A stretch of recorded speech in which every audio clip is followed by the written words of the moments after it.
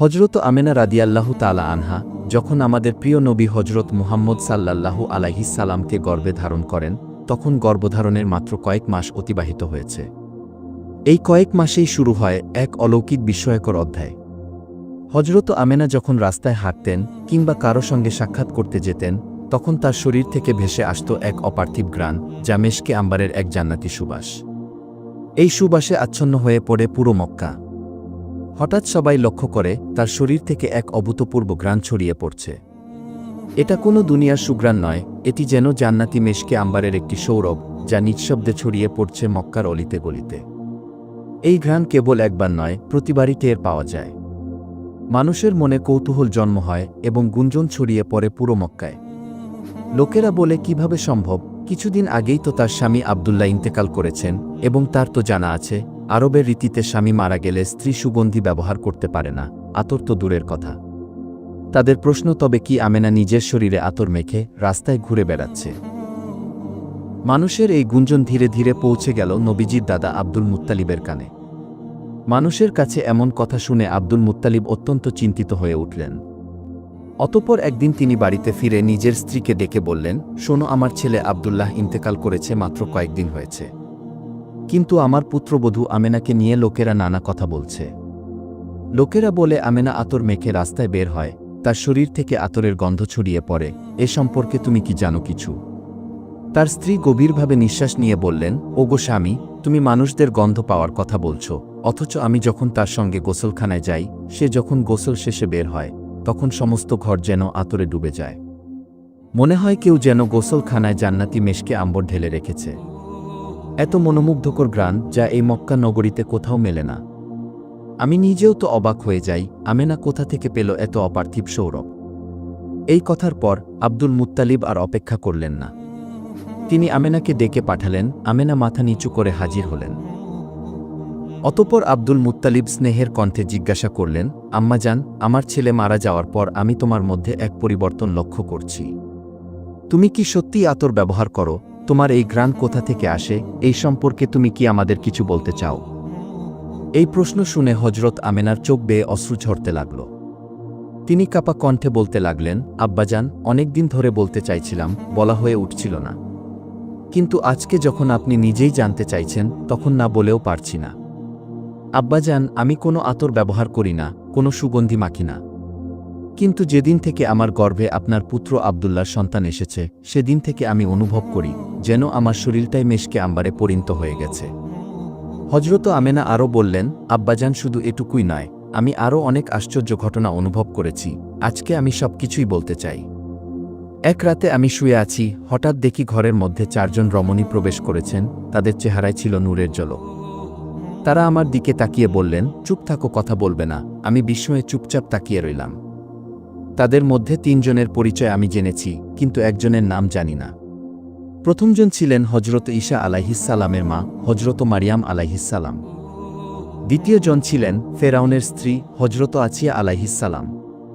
তৃতীয়জন ছিলেন হজরত মুসা আলাইহিসসালামের বোন কুলছুম। তারা আমার কপালে ও গালে চুম্বন করলেন, তারপর বললেন, আমরা তোমার জন্য হাদিয়া নিয়ে এসেছি। তারা আমাকে 3টি ফুল দিয়ে গেলেন, সেই ফুলগুলো এখনও আমার ঘরে যত্নে রাখা।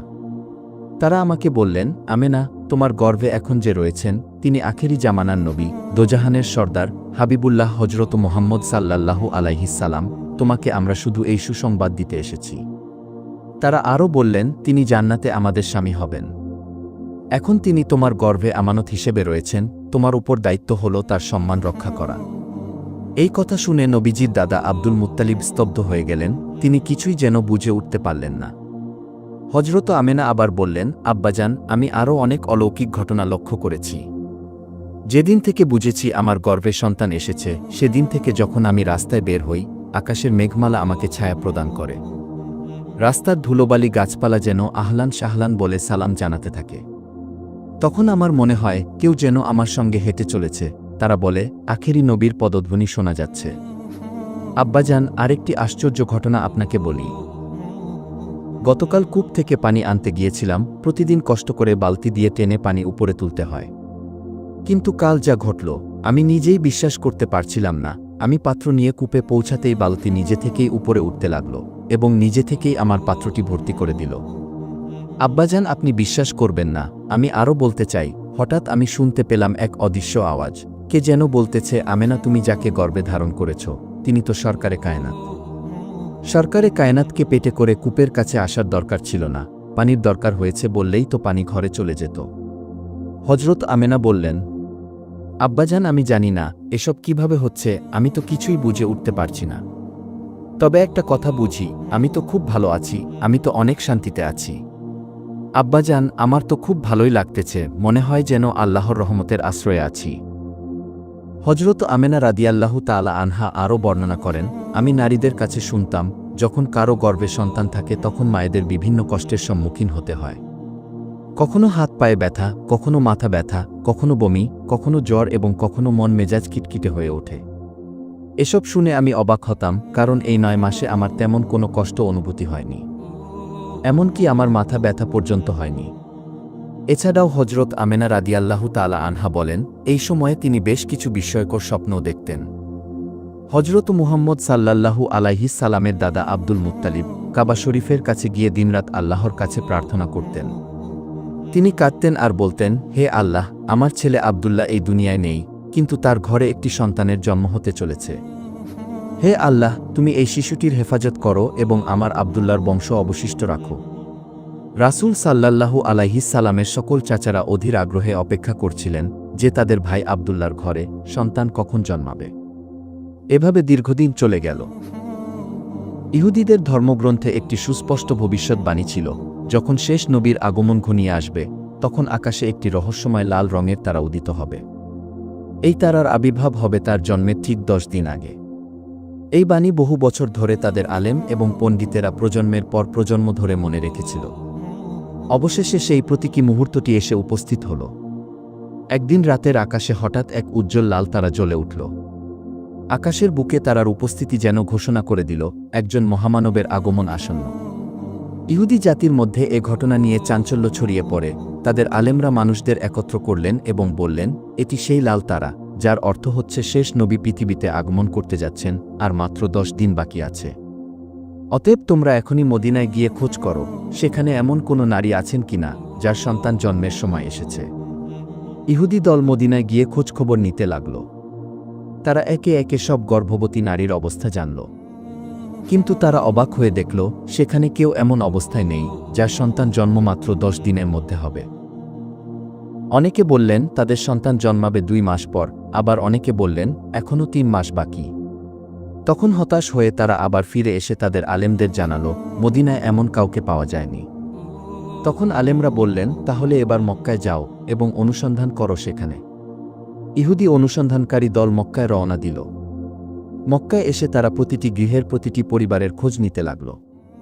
কিছু সময় পর তারা জানতে পারল মক্কায় 5টি পরিবারের সন্তান জন্ম হওয়ার সময় ঘনিয়ে এসেছে। তারা আরও গভীরভাবে অনুসন্ধান করে বের করল এদের মধ্যে একটি পরিবারে এমন একটি শিশু জন্মাবে যার পিতা আর বেঁচে নেই।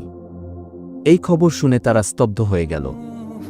লোকেরা বলল, আব্দুল মুত্তালিবের একজন পুত্র ছিল, তার নাম আব্দুল্লাহ, কিছু মাস আগে তিনি ইন্তেকাল করেছেন।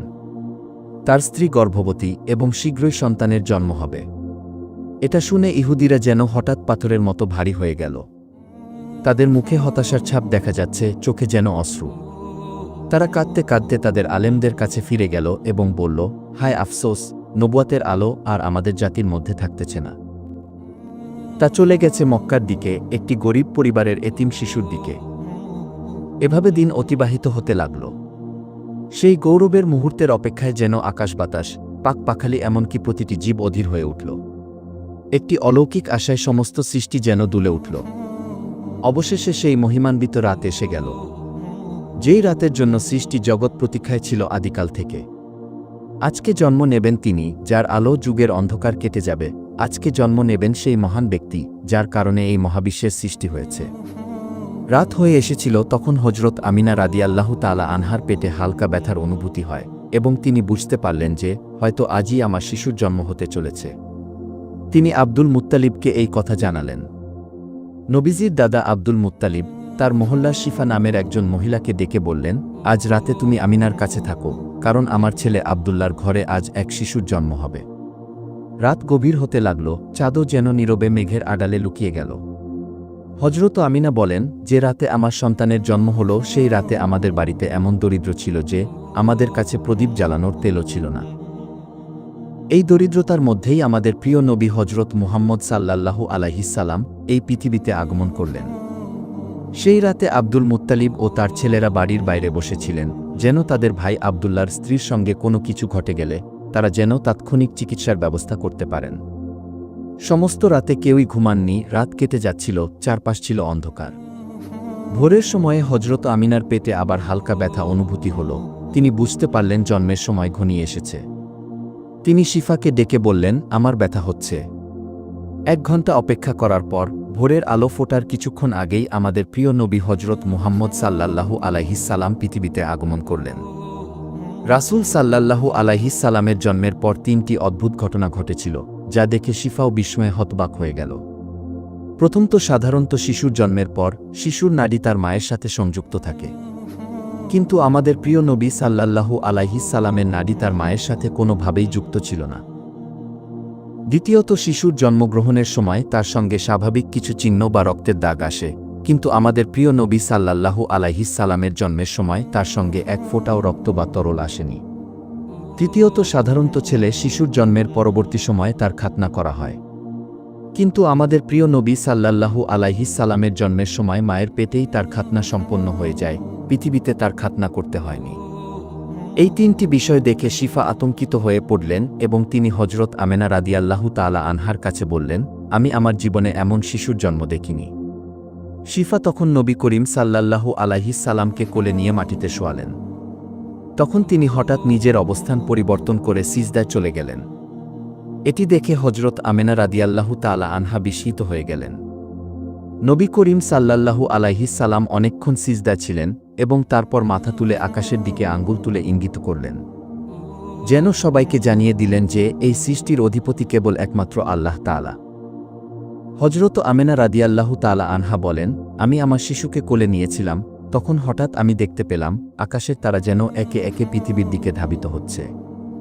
মনে হচ্ছিল যেন আকাশ নিজেই নেমে আসছে আমার ঘরের ছাদের উপর। এমন সময় একটি টুকরো মেঘ ধীরে ধীরে আমার কক্ষে প্রবেশ করল, আর আমার কোলে থাকা শিশুটিকে আলতো করে সেই মেঘ তার ভেতরে নিয়ে নিল। মেঘের গায়ে তখন আলোর ঝলকানি, তার ভেতর থেকে ভেসে এলো এক গম্ভীর ও কোমল আওয়াজ, হে জিবরাইল, এই শিশুকে দুনিয়ার সব প্রান্তে ঘুরিয়ে নিয়ে যাও এবং তাকে সকল নবীর গুণাবলী দাও। ইউসুফ নবীর সৌন্দর্য দাও, আইয়ুব নবীর ধৈর্য দাও, ইব্রাহিম নবীর বন্ধুত্ব দাও, আর দাউদ নবীর সেই মিষ্টি ভাষা দাও। আমি বিস্ময়ে অভিভূত হয়ে গেলাম, আর তখনই হঠাৎ মেঘটি ধীরে ধীরে অদৃশ্য হয়ে গেল। আমি তাকিয়ে দেখি আমার শিশু আবার আমার কোলেই ফিরে এসেছে, ঠিক একটু আগে যেমন ছিল।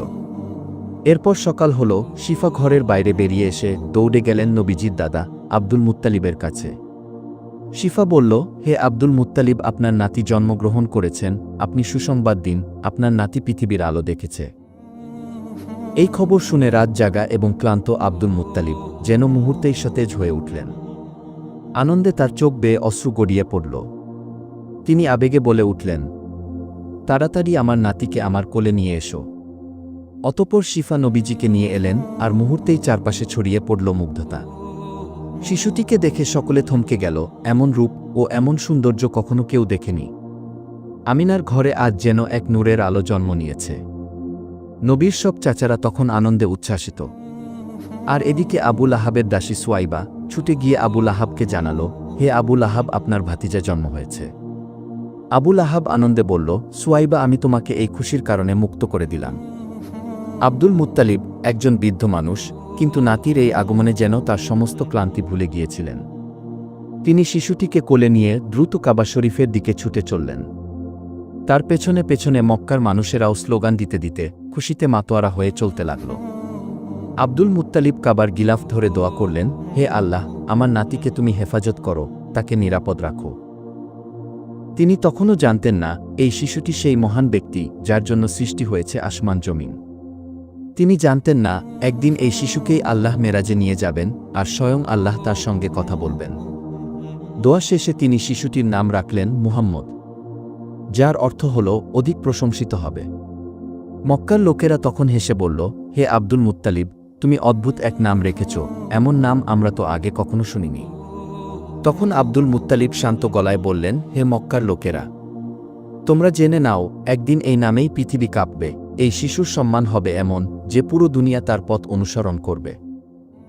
রাসূল সাল্লাল্লাহু আলাইহিস সালাম যখন পৃথিবীতে আগমন করেন, তখন থেকেই আশেপাশে এক ভিন্ন আলোর উপস্থিতি সবাই অনুভব করত। সময় পেরিয়ে তিনি একটু একটু করে বড় হতে লাগলেন। একদিন হজরত আমিনা রাদিয়াল্লাহু তাআলা আনহা নবীজিকে কোলে নিয়ে কাঁদছিলেন। চোখে ছিল অশ্রুর সাগর, মুখে এক নিঃসঙ্গ আকুলতা। কেউ একজন জানতে চাইল, হে আমিনা, তুমি কাঁদছ কেন? তিনি নরম গলায় বললেন, আমার সন্তান কত ছোট, খেলনার বয়স তার। আজ যদি আব্দুল্লাহ বেঁচে থাকতেন, তাহলে হয়তো আমার মোহাম্মদকে একটা খেলনা এনে দিতেন। হয়তো মাটির খেলনা বা কাঠের খেলনা, কিছু একটা তো দিতেন। আমার সন্তান হেসে খেলত, আর এখন ওর বাবা নেই, আর কেউ কিছু নিয়ে আসে না। ঠিক তখনই আকাশ থেকে এক অদ্ভুত নুরানি আওয়াজ ভেসে এলো, হে আমিনা, দুনিয়ার মানুষ কোনো খেলনা দিলে তা মাটির, কাঠের কিংবা প্লাস্টিকের খেলনা দিত, কিন্তু তোমার কোলে যে শিশু আছে সে তো আল্লাহর হাবিব। আমি কি তাকে মাটির খেলনায় খুশি করব? আমিনা, তুমি তাকে উঠানে রেখে দোলনায় শুইয়ে দাও। আব্দুল মুত্তালিব বলেন, আমি আমার প্রিয় নাতি মুহাম্মদকে কোলে করে উঠানে এনে দোলনায় শুইয়ে দিলাম। কিছুক্ষণ পর চোখ তুলেই দেখি এক বিস্ময়কর দৃশ্য। আকাশের চাঁদ আর অসংখ্য তারা ধীরে ধীরে নিচের দিকে নেমে আসছে। মনে হলো এই বুঝি আমার নাতির উপর পড়ে যাবে। কিন্তু হঠাৎ তারা থেমে গেল। আমি অবাক হয়ে দেখি, আমার নাতি যখন মাথা নাড়ে তখন আকাশের চাঁদ নড়ে। সে যখন ছোট্ট পা দুটো নাড়াচ্ছেন তখন আকাশের তারাগুলো যেন দুলে উঠছে। আল্লাহ যেন বলছেন, আমি আমার প্রিয় বন্ধুর জন্য দুনিয়ার খেলনা নয়, বরং আসমানের চন্দ্রতারাকেই খেলার সাথী বানিয়ে দিয়েছি। অন্য একদিন হজরত আমিনা আবারও কাঁদছিলেন এবং বুকভরা ব্যথা নিয়ে কিছু কথা বলতেছে। আজ যদি মুহাম্মদের বাবা আব্দুল্লাহ থাকতেন, তাহলে আমার সন্তানকে কোলে নিয়ে হয়তো মেলায় যেতেন, তায়েফে যেতেন, মদিনায় নানা বাড়িতে নিয়ে যেতেন। কিন্তু আমার সন্তান একা, কেউ ওকে কোথাও নিয়ে যায় না, সব সময় আমার কোলে পড়ে থাকে। তখন আবার সেই চিরচেনা রহমতের আওয়াজ ভেসে এলো, হে আমিনা, তুমি কি জানো তোমার সন্তানের সফর কি হবে? যদি তার পিতা বেঁচে থাকতেন, তবে বড়জোর তায়েফ, মক্কা বা মদিনা পর্যন্ত নিয়ে যেতেন। কিন্তু আমি আল্লাহ, যাকে বানিয়েছি সমস্ত সৃষ্টির জন্য রহমত, আমি তাকে এক রাতেই মক্কা থেকে বাইতুল মোকাদ্দাসে নিয়ে সেখান থেকে সপ্ত আসমান পেরিয়ে সিদরাতুল মুনতাহা পর্যন্ত নিয়ে যাব। আমি তাকে জান্নাত ও জাহান্নাম দেখিয়ে আরশে আজিমে আমার পাশে বসিয়ে নিজ হাতে সালাম জানাবো। তোমাকে কথা দিলাম, এই সফর শুধু পৃথিবীর নয়, এই সফর আসমানসমূহের, এই সফর হাবিবের মর্যাদার, এই সফর কেবল মুহাম্মদের জন্য। আল্লাহ তাআলা পবিত্র কোরআনে বলেছেন, আমি তো তোমাকে বিশ্ববাসীর জন্য রহমত হিসেবেই প্রেরণ করেছি। সূরা আম্বিয়া আয়াত ১০৭। শেষ নবী হজরত মুহাম্মদ সাল্লাল্লাহু আলাইহিস সালাম পৃথিবীর জন্য রহমত হিসেবে এসেছেন। প্রসিদ্ধ বর্ণনা অনুযায়ী মহানবী হজরত মুহাম্মদ সাল্লাল্লাহু আলাইহিস সালাম ৫৭০ খ্রিস্টাব্দের ১২ রবিউল আওয়াল সোমবার শুবে সাদিকের সময় পবিত্র মক্কা নগরীর কুরাইশ বংশের হাশেমি গোত্রে জন্মগ্রহণ করেন। নবীজির জন্মের আগে বেশ কয়েক বছর আরবে দুর্ভিক্ষ দেখা দিয়েছিল। তার জন্মের বছরে আরবের সেই দুর্ভিক্ষ কেটে যায়। আরবের ঘরে ঘরে আনন্দের ফাগুনধারা বইতে থাকে। যেহেতু একই বছরে কুরাইশরা আব্রাহার বিশাল হস্তি বাহিনীর বিরুদ্ধে জয়লাভ করেছিল এবং দুর্ভিক্ষ থেকে পরিত্রাণ পেয়েছিল, তাই বছরটিকে আরবেরা সানাতুল ফাতহ ওয়াল ইবতিহাজ বা বিজয় ও আনন্দের বছর নাম দিয়েছিল। রাসূল সাল্লাল্লাহু আলাইহিস সালামের জন্মের বছর আরও অনেক অলৌকিক ঘটনা, নবীজির শৈশব, নবুয়াতের প্রাপ্তি এবং তার মিরাজে গমন নিয়ে আগামী পর্বে আলোচনা করব। ভিডিওটি ভালো লাগলে অবশ্যই লাইক, কমেন্ট করে শেয়ার করে দিবেন। আজকের মতো এখানেই বিদায় জানাচ্ছি। সবাই ভালো থাকবেন, সুস্থ থাকবেন।